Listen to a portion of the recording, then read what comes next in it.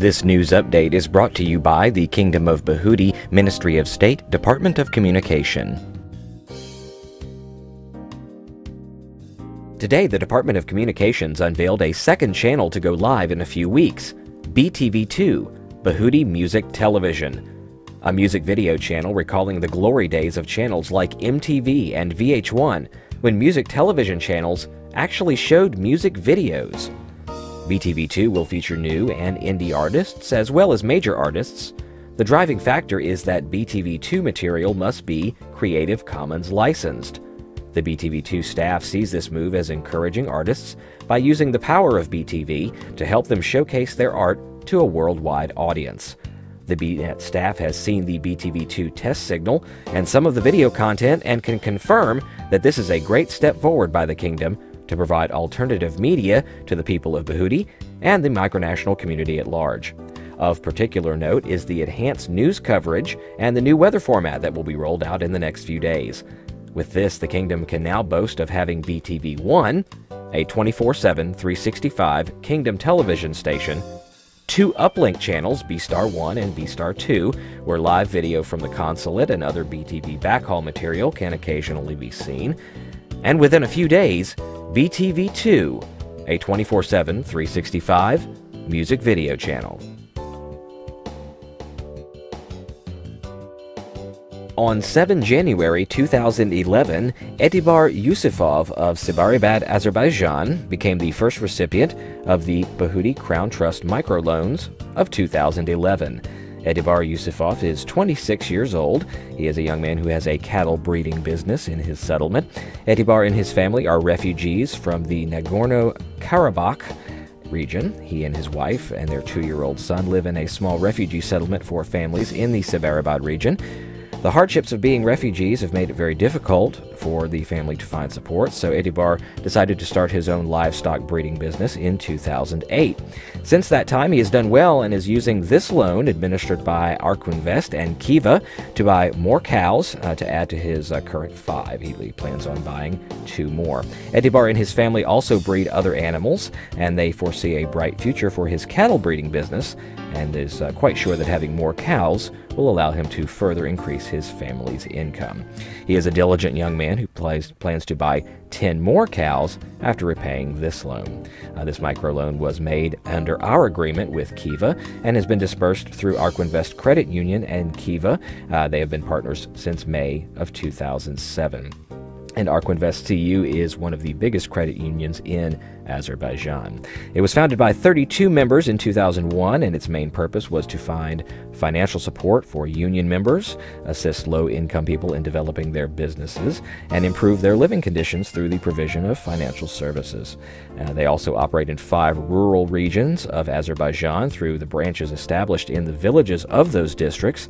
It has 1,115 members, 52% of whom are refugees, 40% are female, 80% are farmers. Arquinvest is a member of the Azerbaijan Microfinance Association and the Azerbaijan Credit Union Association, and they can be contacted via email at arquinvest@mail.ru. Kiva also reported on the 6th of January that 4 more repayments had been received on outstanding loans. Leonora Verduguez de Alegre of Bolivia has repaid 50%, and is on time so far. Hussein in Lebanon has repaid 50% as well and is right on time. Yusuf in Lebanon is up to 66.68% repaid and is also on time. And Marta Beatriz Guevara Romero of El Salvador is up to 16.64%, also on time. In a related story, Micronational Team Kiva, founded on 10 August 2009 by President Kevin Baugh of Molossia, with the Behuti Crown Trust's latest microloan, has been, to date, responsible for the issuance of $750 in microloans to better the lives of real people and build local community economies throughout the globe.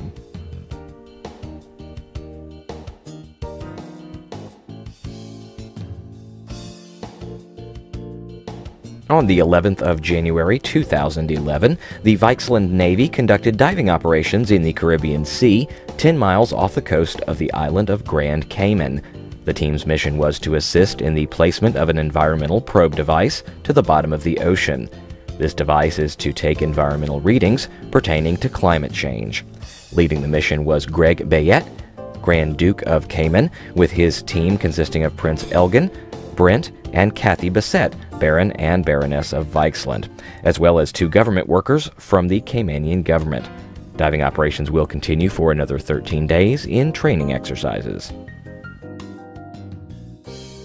Australia is dealing with water, and the Vigeland Embassy is dealing with snow. Over the last 2 days, snow has once again fallen in large amounts to bury its residents. 10 centimeters, that's 3/4 of a foot, still reported to be coming over the course of the day and night. To compound the problem, a water main 2 days before broke a city block over near the embassy and has sent a veritable flood down the street. The water has been shut off, but the water, of course, soon became ice in the 20 below temperatures and created icy, dangerous conditions, as well as freezing vehicle tires in 5 inches of ice. Vehicles have since been freed, and the embassy has been keeping the walkways clear as well as they can in front of the sidewalks using cat litter and sand grit to create grip on the snowy ice surface. Vigeland Ministry of the Interior is making every effort to keep all roads open in the Vigeland, and Canadian authorities are clearing the entrance road on the other side of the border. King Christopher was reached for a comment and had the following to say, quote, "While snow and colder temperatures are commonplace this time of year here, the snow is reaching ludicrous proportions. I fear this will create other problems in the near future when spring arrives." End quote. And it would appear he is correct. The Vigeland Ministry of the Interior reports that the snowmelt is undoubtedly to cause flooding in the spring and surpass what it was last year, causing major problems in Vigeland herself. Fortunately, Vigeland is situated on much higher ground in the foothills, and any standing water will run off quickly. The Royal Villa will be stringently watched as water tends to flood into the basement, and efforts to avoid this situation will be doubled.